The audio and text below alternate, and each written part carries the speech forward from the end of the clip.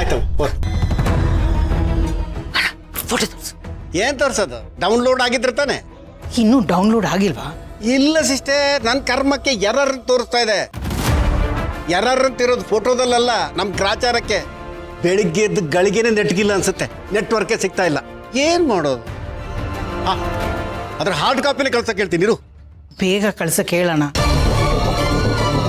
Hello,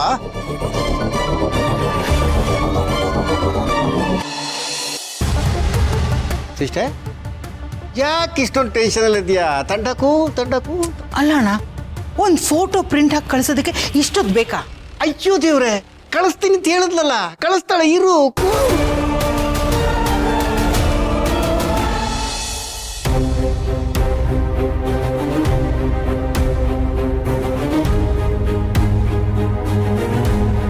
coffee. Thank you. ಬಾಮೇನಾದ್ರೂ ಹಚ್ಕೊಡ್ಲಾ? ಇಲ್ಲ ಬೇಡ, ಕಾಫಿ ಕುಡಿದ್ರೆ ಸರಿ ಹೋಗುತ್ತೆ.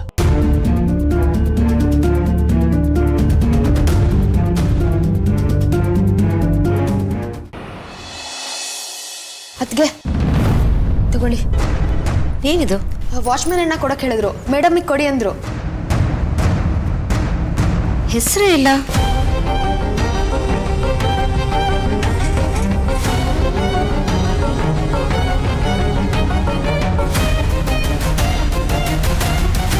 ಭೂಮಿಕಾ,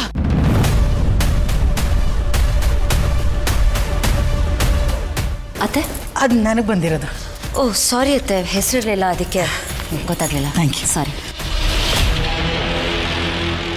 ನೆಕ್ಸ್ಟ್ ಟೈಮ್ ಸೆಕ್ಯೂರಿಟಿ ಕೇಳು ಯಾರಿಗೆ ಅಂತ.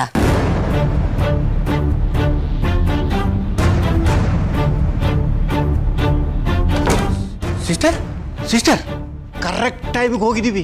ಇಲ್ಲಾಂದ್ರೆ ಈ ಫೋಟೋ ಭೂಮಿಕನ ಕೈಗೆ ಸಿಕ್ಕು ಅವಳು ನೋಡಿರೋಳು. ನೋಡಿರೋಳ.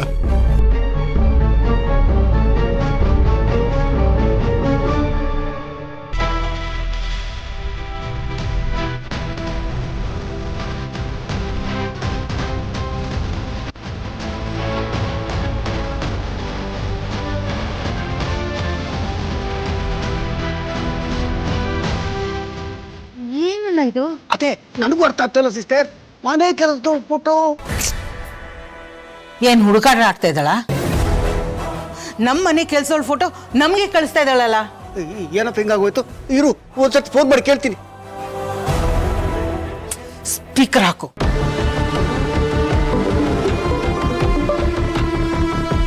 ಹಲೋ, ಏನಮ್ಮ ಇದು? ಯಾರ್ದೋ ಫೋಟೋ ಕಳಿಸುತ್ತೆ ಹೇಳಿದ್ರೆ ಇನ್ಯಾರ್ದೋ ಫೋಟೋ ಕಳಿಸ್ಬಿಟ್ಟಿದ್ಯಲ್ಲ. ಇಲ್ಲ ಸರ್, ನಾನು ಕರೆಕ್ಟಾಗಿ ಕಳಿಸಿದ್ದೀನಿ. ಅವತ್ತು ಆ ಮನೆ ಸುಟ್ಟೋಯ್ತಲ್ಲ, ಆ ಮನೇಲಿ ಇದ್ದಿದ್ದು ಈ ಹುಡುಗಿನೇ.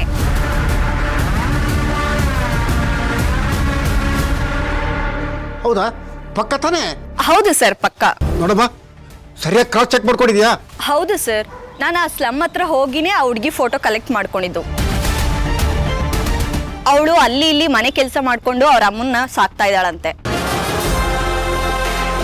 ಅವಳಿಗೆ ಒಬ್ಳು ಮಗಳು ಕೂಡ ಇದ್ದಾಳಂತೆ. ಸರಿ ಅಮ್ಮ, ನಿನಗೆ ಮತ್ತೆ ಕಾಲ್ ಮಾಡ್ತೀನಿ. Okay sir. ಏನ್ ಸಿಸ್ಟರ್ ಇದು? ಅಂದ್ರೆ ಸುಧಾ ಗೌತಮ್ ತಂಗಿನ?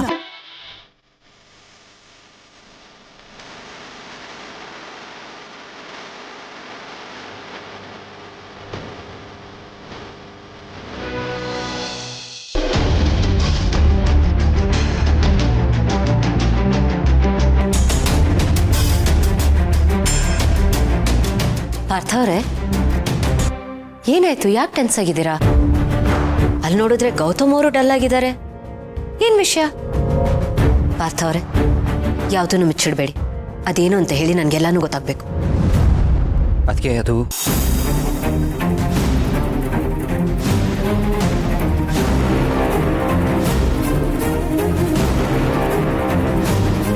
ಅವ್ರು ಯಾರು ಏನು ಅಂತ ಒಂದು ಗೊತ್ತಿಲ್ಲ ಅದಕ್ಕೆ. ಆದರೆ ಒಂದಂತೂ ನಿಜ, ಅವರಿಂದ ಬಿಗ್ ಬ್ರೋ ತುಂಬಾ ಡಿಸ್ಟರ್ಬ್ ಆಗೋ ಥರ ಆಗೋಯ್ತು. ಐ ಮೀನ್ ಆಕ್ಷನ್ ಟೈಮಲ್ಲಿ ಅವ್ರು ನಮ್ಗೆ ತುಂಬಾ ತೊಂದರೆ ಕೊಟ್ಟರು. ಅಷ್ಟೇ ಅಲ್ಲ, ಅದಕ್ಕೆ ನಮ್ಮ ಮನೇಲಿ ಬಾಂಬ್ ಬಿಟ್ಟಿದ್ದು, ಆಮೇಲೆ ನನ್ನ ಕಾರ್ ಬ್ರೇಕ್ ಫೇಲ್ ಆಗೋ ಥರ ಮಾಡಿದ್ದು ಅವರೇ ಅಂತೆ. ಏನು ಹೇಳ್ತಿದ್ದೀರಾ ನೀವು? ಹಾಂ ಅದಕ್ಕೆ ನಿಜವಾಗ್ಲೂ ಇದೆಲ್ಲ ತುಂಬಾ ಶಾಕಿಂಗ್ ಆಗಿದೆ. ಅದಕ್ಕೆ ಬಿಗ್ ಬ್ರೋ ಒಂಥರ ಆಗ್ಬಿಟ್ಟಿದ್ದಾನೆ. ಐ ಮೀನ್ ಅವನು ಇದ್ರ ಬಗ್ಗೆ ತುಂಬ ತಲೆ ಕೆಡಿಸ್ಕೊಂಡಿದ್ದಾನೆ, ತುಂಬಾ ಡಿಸ್ಟರ್ಬ್ ಆಗಿದೆ. ಇನ್ಫ್ಯಾಕ್ಟ್ ಕಂಪ್ಲೀಟಾಗಿ ಡಲ್ ಆಗಿಬಿಟ್ಟಿದ್ದಾನೆ. ಅದಕ್ಕೆ ಬಿಗ್ ಬ್ರೋ ತುಂಬಾ ಪವರ್ಫುಲ್. ಅವ್ನಿಗೆ ಎಷ್ಟೆಲ್ಲ ಲಿಂಕ್ಸ್ ಇದೆ, ಕಾಂಟ್ಯಾಕ್ಟ್ಸ್ ಇದೆ, ಇಷ್ಟೆಲ್ಲ ಇದ್ದೂ ಅವ್ನು ಇಷ್ಟೊಂದು ಡಿಸ್ಟರ್ಬ್ ಆಗಿದ್ದಾನೆ ಅಂದರೆ ಅವ್ರು ಇನ್ನೆಷ್ಟು ಪವರ್ಫುಲ್ ಅಂತ ನೀವೇ ಯೋಚನೆ ಮಾಡಿ. ನನಗೆ ಚಿಂತೆ ಆಗ್ತಿರೋದು ಏನು ಗೊತ್ತಾ ಅದಕ್ಕೆ, ಅವ್ರು ಮುಂದಕ್ಕೆ ಎಲ್ಲಿ ಏನು ಮಾಡ್ತಾರೋ, ಇದೆಲ್ಲ ಎಲ್ಗೋಗಿ ಮುಟ್ಟುತ್ತೋ ಅಂತ. ಮೊದಲೇ ಮನೇಲಿ ಏನೆಲ್ಲ ಆಗ್ತಿದೆ, ಅದ್ರ ಮಧ್ಯೆ ಇದು ಬೇರೆ. ಐ ಮೀನ್ ನಂಗೆ ಏನು ಹೇಳಬೇಕು ಅಂತಲೇ ಗೊತ್ತಾಗ್ತಾ ಇಲ್ಲ ಅದಕ್ಕೆ ನಂಗೆ ಅನಿಸ್ತಾ ಇದೆ ನಾವು ಮುಂದಕ್ಕೆ ತುಂಬಾ ಡಿಫಿಕಲ್ಟ್ ಟೈಮ್ಸ್ನ ಫೇಸ್ ಮಾಡ್ತೀವಿ ಅಂತ. ಪ್ರಾಬ್ಲಮ್ಸ್ ಯಾವ ಕಡೆಯಿಂದ ಬರುತ್ತೆ ಅಂತ ಗೆಸ್ಸೇ ಮಾಡೋಕ್ಕಾಗ್ತಾ ಇಲ್ಲ. ನಮ್ಮ ಫ್ಯೂಚರಲ್ಲಿ ಏನಾಗುತ್ತೋ ಅಂತಲೇ ಭಯ ಆಗ್ತಾ ಇದೆ. ಅಲ್ಲ, ಯಾರವರು? ಅವ್ರ ಬ್ಯಾಕ್ಗ್ರೌಂಡ್ ಏನು? ಅವ್ರು ನಮ್ಮನ್ನ ಯಾಕೆ ಟಾರ್ಗೆಟ್ ಮಾಡ್ತಿದ್ದಾರೆ? ನನಗೂ ಗೊತ್ತಿಲ್ಲ ಅದಕ್ಕೆ. ಸರಿ, ನೀವೇನು ಯೋಚನೆ ಮಾಡಬೇಡಿ. ನಾನು ನಿಮ್ಮ ಅಣ್ಣನ ಹತ್ರ ಮಾತಾಡ್ತೀನಿ, ಏನು ವಿಷಯ ಅಂತ ಅವ್ರನ್ನೇ ವಿಚಾರಿಸ್ತೀನಿ. ಹಾಗೆ ಇನ್ನೊಂದು ವಿಷಯ ಪಾರ್ಥವ್ರೆ, ಈಗ ನೀವು ಹೇಳಿದ್ರಲ್ಲ, ಇದು ನಮ್ಮಲ್ಲೇ ಇಲ್ಲಿ, ಇದನ್ನು ಯಾರ ಹತ್ರನೂ ಹೇಳಕ್ಕೆ ಹೋಗ್ಬೇಡಿ. ಇಲ್ಲಾಂದರೆ ಮನೇಲಿ ಎಲ್ಲರೂ ಪ್ಯಾನಿಕ್ ಮಾಡ್ಕೋತಾರೆ. ಸರಿ, ಅದು ನಾನು ಯಾರ ಹತ್ರ ಹೇಳಲ್ಲ. Thank you. You don't worry.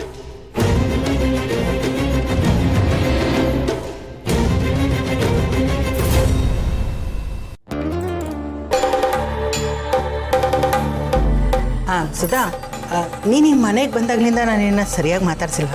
ನೀನು ಎಲ್ಲಿಂದ ಬರೋದು? ಇದಕ್ಕೂ ಮುಂಚೆ ಎಲ್ಲಿದ್ದೆ? ಏನು ಕೆಲಸ ಮಾಡ್ತಿದ್ದೆ? ಇದಕ್ಕಿಂತ ಮುಂಚೆ ನಾನು ಮನೆ ಕೆಲಸನೇ ಮಾಡ್ತಿದ್ದೆ. ನಾನು ಮೊದಲಿಂದನೂ ಮನೆ ಕೆಲಸನೇ ಮಾಡ್ತಿರೋದು.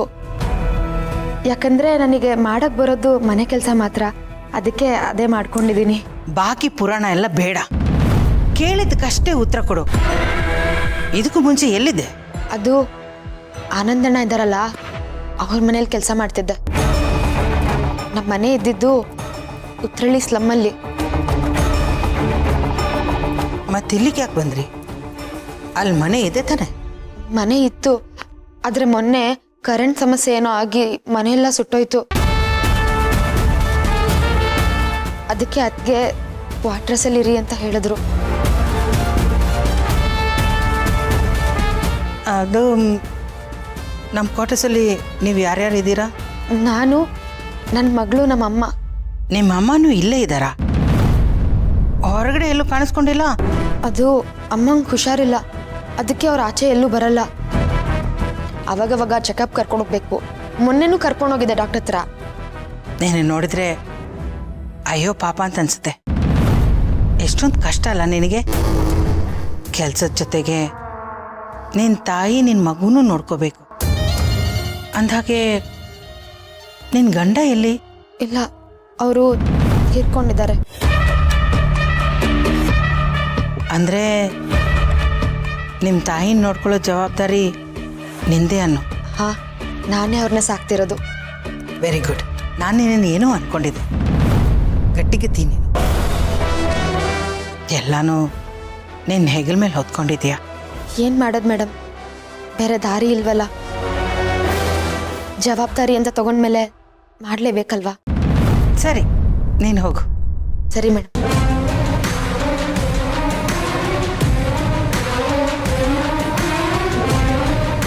ಏನಣ್ಣ ಇದು? ಬಲಿ ಕೊಡ್ಬೇಕಾದ ಕುರಿ ನಮ್ಮ ಮನೇಲಿ ಇಟ್ಕೊಂಡು ಊರೆಲ್ಲ ಹುಡುಕಾಡಿದ್ವಲ್ಲ, ಇವಳು ನೋಡಿದ್ರೆ ನಮ್ಮ ಕಾಲ್ಬುಡದಲ್ಲೇ ಇದ್ದಾಳೆ. ನಮ್ಮ ಕಾಲ್ ಬುಡ ಯಾವತ್ತು ನಮಗೆ ಕಾಣಿಸಲ್ಲವಲ್ಲ ಸಿಸ್ಟರ್. ಕಾಲ್ ಬುಡದಲ್ಲಿ ಕತ್ಲೆ ಇರುತ್ತೆ, ಆ ಕತ್ಲೆಯಲ್ಲಿ ಬಂದು ಹೊಡ್ಕೊಂಡ್ಬಿಟ್ಟಿದ್ದಾರೆ. ಇದಕ್ಕೆ ವಿಧಿವಿಲಾಸ ಅಂತ ಕರೆಯೋದು, ವಿಪರ್ಯಾಸ ಅನ್ನೋದು. ಎಂಥ ಕೆಲಸ ಆಗೋಯ್ತಣ್ಣ. ಇವ್ರು ನಮ್ಮ ಕಣ್ಮುಂದೆ ಇದ್ರು ಏನೂ ಮಾಡೋಕ್ಕಾಗ್ತಾ ಇಲ್ಲ. ಇನ್ನು ತಡ ಮಾಡಬಾರ್ದಣ್ಣ, ಆದಷ್ಟು ಬೇಗ ಅಮ್ಮ ಮಗಳಿಗೆ ಒಂದು ಗತಿ ಕಾಣಿಸ್ಬೇಕು. ಹೌದು ಸಿಸ್ಟರ್, ಜಾಸ್ತಿ ದಿನ ಅವ್ರನ್ನ ಬದುಕಕ್ಕೆ ಬಿಡಬಾರ್ದು. ಎಲ್ಲೋ ಇತ್ತವರು ಇಲ್ಲಿ ತನಕ ಬಂದಿದ್ದಾರಂದ್ರೆ ಇನ್ನು ನಮ್ಮನ್ನು ಮನೆಯಿಂದ ಆಚೆ ಹಾಕಲ್ಲ ಅಂತ ಏನು ಗ್ಯಾರಂಟಿ? ಸಿಸ್ಟರ್, ನನಗೆ ಯಾಕೋ ಹೆದರಿಕೆ ಆಗ್ತಾ ಇದೆ. ಅವ್ರ ಫಸ್ಟ್ ವಿಕೆಟ್ ನಾನೇ ಇರ್ಬೋದಾ? ಅಂಥದ್ದೇನು ಆಗಲ್ಲಣ್ಣ, ನಾನಿದ್ದೀನಿ. ಹಾಗಾದ್ರೆ ಸರಿ, ನಿನ್ನ ಭರವಸೆನೇ ನನಗೆ ಶ್ರೀರಾಕ್ಷಿ.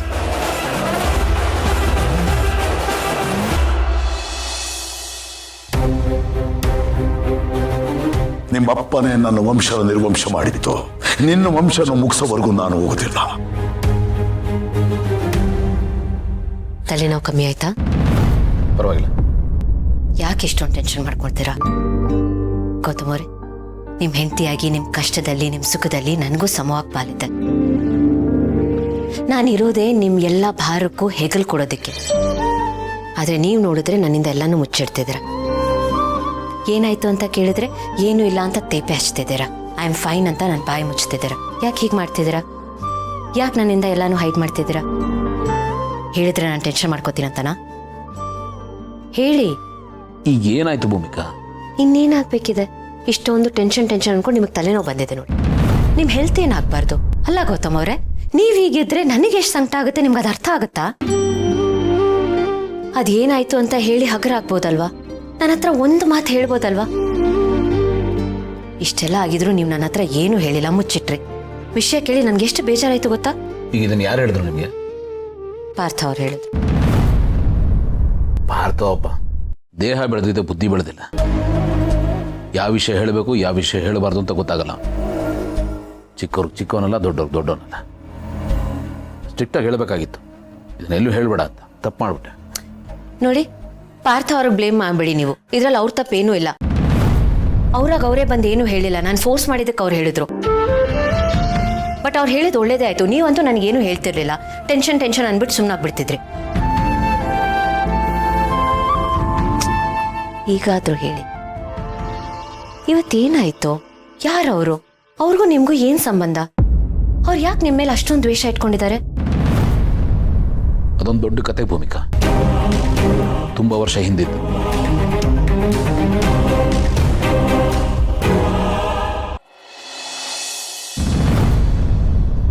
ತುಂಬಾ ಹಿಂದಿಂದು ಅಂದ್ರೆ? ಒಂದು 20-25 ವರ್ಷ ಆಗಿರ್ಬಹುದು. ಎಷ್ಟು ವರ್ಷ ಆಯ್ತು ಅಂತ ಸರಿಯಾಗಿ ನೆನಪಿಲ್ಲ. ಆದ್ರೆ ಆಗಿರೋ ಗಾಯ ಮಾತ್ರ ಮಾಡ್ತಿಲ್ಲ. ಯಾವತ್ತೂ ಮಾಡ್ತಿಲ್ಲ. ಹಾವಿನ ದ್ವೇಷ 12 ವರ್ಷ ಅಂತಾರೆ. ಆದ್ರೆ ಇದು 12 ಜನ್ಮ ಕಳೆದ್ರು ಮುಗಿಯಲ್ಲ ದ್ವೇಷ. ನನಗೆ ಅವ್ರ ಮೇಲೆ ಅಷ್ಟೊಂದು ದ್ವೇಷ ಆಯ್ತು.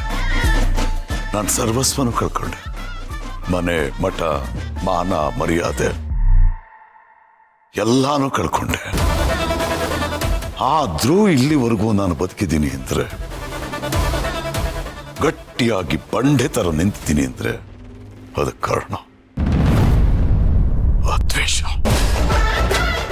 ಆ ಮನತನದವರು ಬೇರ್ ಸಮೇತ ನಾಶ ಆಗಬೇಕು. ಆಗ್ಲೇ ನನ್ನ ಆತ್ಮಕ್ಕೆ ಶಾಂತಿ ಸಿಗೋದು. ಅಂಥದ್ದೇನ್ ಮಾಡಿದ್ರು ಸರ್ ಅವರು? ಅವರಿಂದ ನೀವೆಲ್ಲ ಕಳ್ಕೊಂಡ್ರಿ ಅಂತ ಹೇಳ್ತಿದ್ದೀರಾ? ಈ ಪ್ರಪಂಚದಲ್ಲಿ ಬದುಕೋದಕ್ಕೆ ಉಸಿರಷ್ಟು ಮುಖ್ಯನೋ ದುಡ್ಡು ಅಷ್ಟೇ ಮುಖ್ಯ. ದುಡ್ಡಿದ್ರೆ ಮಾತ್ರನೇ ಈ ಪ್ರಪಂಚದಲ್ಲಿ ಬದುಕೋದಕ್ಕೆ ಸಾಧ್ಯ. ದುಡ್ಡಿನ ಸಮಸ್ಯೆಯಲ್ಲಿ ಸಿಗಾಕೊಂಡ್ಬಿಟ್ಟಿದ್ದೆ. ಆ ಸಮಸ್ಯೆಯಿಂದ ಹೇಗೆ ಹೊರಗೆ ಬರಬೇಕು ಅಂತ ಗೊತ್ತಾಗ್ತಾನೆ ಇರಲಿಲ್ಲ. ಯಾರ ಹತ್ರನೂ ಹೇಳ್ಕೊಳಕ್ಕೂ ಆಗ್ತಾ ಇಲ್ಲ. ಕೊನೆಗೆ ಏನು ಮಾಡಬೇಕು ಅಂತ ಗೊತ್ತಾಗದೆ ನಾನು ಮಾಡ್ತಾ ಇದ್ದ ಚಿಟ್ ಫಂಡ್ ವ್ಯವಹಾರದಲ್ಲಿ ಸ್ವಲ್ಪ ಆಚೆ ಈಚೆ ಮಾಡುವಂಥ ಪ್ರಸಂಗ ಬಂದ್ಬಿಡ್ತು. ಅದನ್ನ ಹೇಗೋ ಮಾಡ್ಕೊಂಡು ನಾನು ಬಚಾವ್ ಆಗ್ಬಿಡ್ತಿದ್ದೆ. ಆಮೇಲೆ ನಾನೇ ಅದನ್ನು ಸರಿನೂ ಮಾಡ್ತಾ ಇದ್ದೆ. ಯಾರಿಗೂ ಏನೂ ಗೊತ್ತಾಗ್ತಾ ಇರಲಿಲ್ಲ.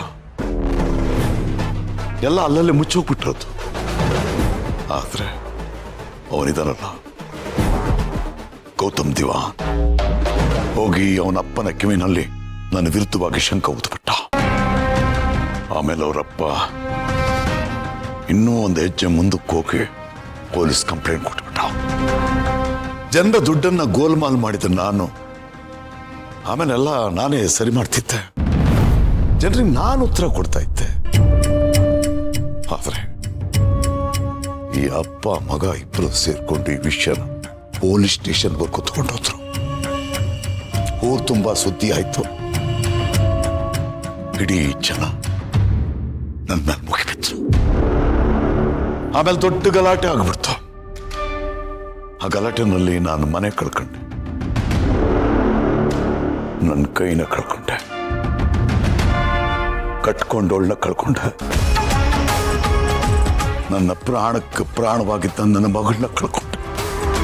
ಮನೆ, ಮಠ, ಮಾನ, ಮರ್ಯಾದೆ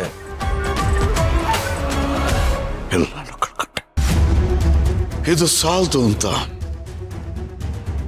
6 ವರ್ಷ ಜೈಲಲ್ಲಿ ಕೊಳೆಯೋ ಹಾಕಾಯ್ತು.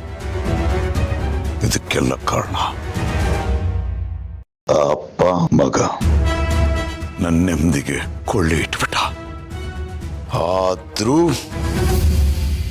ನಾನು ಬದುಕಿದ್ದೀನಿ, ಬಂಡೆ ತರ ನಿಂತಿದ್ದೀನಿ ಅನ್ನೋದಕ್ಕೆ ಕಾರಣ ದ್ವೇಷ.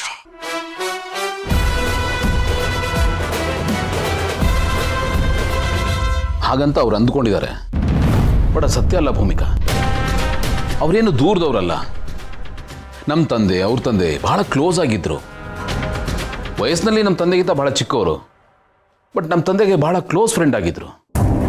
ನಾನು ಅವ್ರನ್ನ ಪ್ರೀತಿಯಿಂದ ಅಂಕಲ್ ಅಂಕಲ್ ಅಂತ ಕರಿತಾ ಇದ್ದೆ. ಅವ್ರ ಬಗ್ಗೆ ನನಗೂ ಗೌರವ ಇತ್ತು, ಅವ್ರು ನನಗೂ ಅಷ್ಟೇ ಪ್ರೀತಿ ಕೊಡ್ತಾ ಇದ್ರು. ಬಟ್ ಈಗ ಬರೀ ದ್ವೇಷ ಮಾತ್ರ ಉಳ್ಕೊಂಡಿದೆ. ಒಂದು ಕೆಟ್ಟ ಘಟನೆ ಒಂದು ಇಡೀ ಜನ್ಮಕ್ಕಾಗುವಷ್ಟು ದ್ವೇಷನ ಹುಟ್ಟಾಕ್ಬಿಡ್ತು. ಈ ತಪ್ಪು ತಿಳುವಳಿಕೆ ಅನ್ನೋದು ಒಂಥರ ವಿಷ ಇದ್ದಾಗೆ ಭೂಮಿಕಾ. ಎಂಥ ಗಾಢವಾದ ಸಂಬಂಧ ಇದ್ರೂ ಕ್ಷಣ ಮಾತ್ರದಲ್ಲಿ ಸಾಯಿಸ್ಬಿಡುತ್ತೆ. ಹಳೆದನ್ನೆಲ್ಲ ನೆನೆಸ್ಕೊಂಡ್ರೆ ಈಗಲೂ ಬೇಸರ ಆಗುತ್ತೆ ನನಗೆ. ಹೇಗಿದ್ದ ಸಂಬಂಧ ಹೇಗಾಗೋಯ್ತಲ್ಲ ಅಂತ. ಈಗ ಬೆಂಕಿ ಬಿದ್ದಿದೆ, ಆರ್ಸೋದು ಹೇಗೆ ಅಂತ ನನಗೂ ಗೊತ್ತಾಗ್ತಿಲ್ಲ. ಅದು ಬರೀ ಬೆಂಕಿ ಅಲ್ಲ, ಈ ದ್ವೇಷ ಅನ್ನೋದು ಕಾಡ್ಗಿಚ್ಚು. ಅವ್ರು ಈಗಾಗಲೇ ದ್ವೇಷ ಸಾಧಿಸೋದಕ್ಕೆ ಶುರು ಮಾಡಿದ್ದಾರೆ. ಆ ದ್ವೇಷಕ್ಕೆ ನನ್ನ ಸುತ್ತಮುತ್ತ ಅವರೆಲ್ಲ ತಲೆ ಕೊಡಬೇಕಾಗುತ್ತೆ. ಯಾರ್ದು ತಪ್ಪಿಗೆ ಇನ್ಯಾರಿಗೂ ಶಿಕ್ಷೆ ಆಗುತ್ತೆ. ನನಗೆ ಯೋಚನೆ ಆಗ್ತಾ ಇರೋದು ಅದು. ನನಗೇನಾದರೂ ಪರವಾಗಿಲ್ಲ ಭೂಮಿಕಾ, ಬಟ್ ನನ್ನವ್ರಿಗೆ ಯಾವ ತೊಂದರೆನೂ ಆಗಬಾರ್ದು. ಅದು ನನ್ನ ಕೈ ಸಹಿಸ್ಕೊಳಕ್ಕಾಗಲ್ಲ.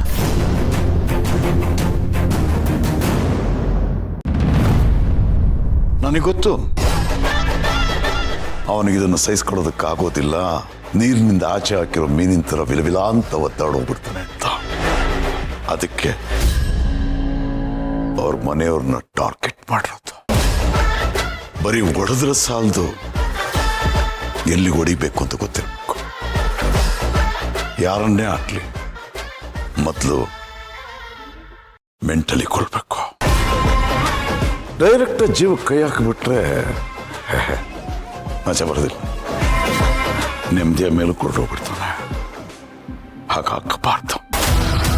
ಒಂದೊಂದು ಕ್ಷಣನೂ ನರಳಬೇಕು, ಒತ್ತಾಡೋಗ್ಬಿಡ್ಬೇಕು.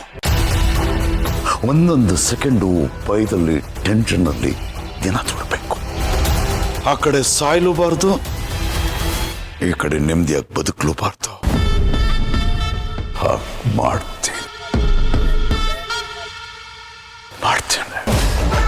ಮೊದಲು ಅವನ ಮನಸ್ಸನ್ನು ಹಾಳು ಮಾಡಬೇಕು, ಆಮೇಲೆ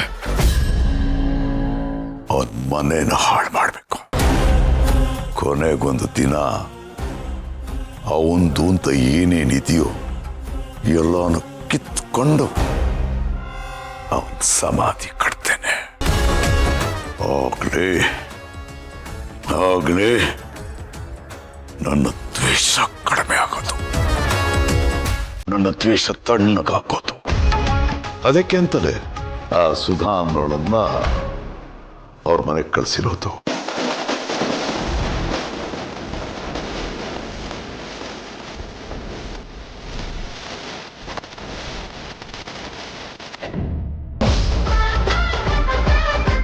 ಮಾಹಿತಿ ಕೊಡೋದಕ್ಕೆ ಯಾರಾದ್ರೂ ಬೇಕಲ್ಲ.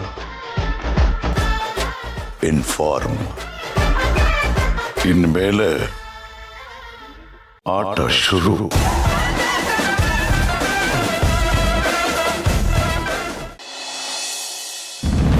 ಅವ್ರ ಪ್ರಕಾರ ಅವ್ರ ಹೆಂಡತಿ ಮಗಳ ಸಾವಿಗೆ ನಾವು ಕಾರಣ ಆಗಿದ್ದೀವಿ. ಬಟ್ ಅವ್ರಿಗೆ ಗೊತ್ತಿಲ್ಲದಿರೋ ಸತ್ಯ ಏನು ಅಂತ ಹೇಳಿದ್ರೆ, ಅವತ್ತು ನಡೆದ ಘಟನೆಯಲ್ಲಿ ಅವ್ರ ಮಗಳು ಸಾಯಲಿಲ್ಲ, ಬದುಕಿದ್ದಾಳೆ. ಬಟ್ ಅವಳು ಎಲ್ಲಿದ್ದಾಳೆ, ಹೇಗಿದ್ದಾಳೆ, ಯಾರ ಜೊತೆ ಇದ್ದಾಳೆ ನಮಗೊಂದು ಗೊತ್ತಿಲ್ಲ. ನಮ್ಮ ತಂದೆ ಬದುಕಿದ್ದಾಗಲೂ ಅವಳನ್ನ ಹುಡುಗಿಸಿ ಮನೆಗೆ ತಂದಿಟ್ಕೊಳ್ಳೋ ಪ್ರಯತ್ನ ಮಾಡಿದೆ, ಬಟ್ ಅದು ಫಲಿಸಲಿಲ್ಲ. ಇಷ್ಟ ಆದರೂ ನಿಮಗೆ ಅವ್ರ ಮೇಲೆ ದ್ವೇಷ ಇಲ್ಲ, ಒಳ್ಳೆ ಭಾವನೆನೇ ಇದೆ. ಇಲ್ಲಿ ಗೋಡೆಯಾಗಿ ನಿಂತಿರೋದು ಅವ್ರ ದ್ವೇಷ. ನೀವು ಅವ್ರಿಗೆ ಒಳ್ಳೇದನ್ನೇ ಬಯಸಿದ್ದೀರಾ, ಅವ್ರ ಮಗಳನ್ನ ಹುಡುಗಿಸೋ ಪ್ರಯತ್ನನೂ ಮಾಡಿದ್ದೀರಾ. ಆದರೆ ದ್ವೇಷನ ತುಂಬಿರೋ ಕಣ್ಣಿಗೆ ಇದೆಲ್ಲ ಯಾವುದು ಕಾಣಿಸಲ್ಲ. ನೀವೀಗ ಹೋಗಿ ಹೇಳಿದ್ರು ಅವ್ರು ಅದನ್ನ ನಂಬಲ್ಲ, ಕಟ್ಟುಕತೆ ಅಂತ ಅನ್ಕೊಬಿಡ್ತಾರೆ. ಹೋಗ್ಲಿ ಬಿಡಿ, ಇದ್ರ ಬಗ್ಗೆ ಯೋಚನೆ ಮಾಡೋದ್ರಿಂದ ಏನೂ ಸಿಗಲ್ಲ, ಏನೂ ಬದಲಾಗಲ್ಲ. ನಾವು ಅವ್ರ ಎದುರ್ಸಕ್ಕೆ ಏನು ಬೇಕೋ ಅದನ್ನ ಮಾಡಬೇಕು, ನಮ್ಮ ಕೈಯಲ್ಲಿರೋದಷ್ಟೇ. ನೀವು ಮನೆ ಸೆಕ್ಯೂರಿಟಿ ಜಾಸ್ತಿ ಮಾಡಿದ್ದೀರಾ, ಹೊಸ ಸ್ಟಾಫ್ನ ಅಪಾಯಿಂಟ್ ಮಾಡಿದ್ದೀರಾ, ಮನೆಯವರೆಲ್ಲರೂ ಸೇಫ್ ಆಗಿರೋಕೆ ಏನೇನು ಬೇಕು ನೀವು ಅದನ್ನೆಲ್ಲ ಮಾಡಿದ್ದೀರಾ. ಸೊ ಪ್ಲೀಸ್ ಧೈರ್ಯವಾಗಿರಿ, ಯಾರಿಗೇನೂ ಆಗಲ್ಲ. ಗೊತ್ತವರೇ, ನೀವು ಧೈರ್ಯವಾಗಿದ್ರೇ ಈ ಮನೇಲಿ ಎಲ್ಲರೂ ಧೈರ್ಯವಾಗಿರೋಕ್ಕೆ ಸಾಧ್ಯ. ನೀವೇ ಕುಕ್ಕೆ ಹೋದರೆ ಎಲ್ಲರೂ ಪ್ಯಾನಿಕ್ ಆಗ್ತಾರೆ. ಅದಕ್ಕೆ ಅವಕಾಶ ಮಾಡಿಕೊಡ್ಬೇಡಿ. ಕೆಟ್ಟವ್ರಿಗೆ 2 ಕೈ ಆದರೆ ಒಳ್ಳೆಯವ್ರಿಗೆ 4 ಕೈ ಇರುತ್ತೆ. ಯಾಕಂದರೆ ದೇವರು ಅವ್ರ ಜೊತೆ ಕೈ ಜೋಡಿಸ್ತಾನೆ. ಅವ್ರ ಒಳ್ಳೆತನನ ಅವನು ಕಾಯೋ ಥರ ನೋಡ್ಕೋತಾನೆ. ಬೇಕಿದ್ರೆ ಇತಿಹಾಸನೇ ತೆಗೆದು ನೋಡಿ.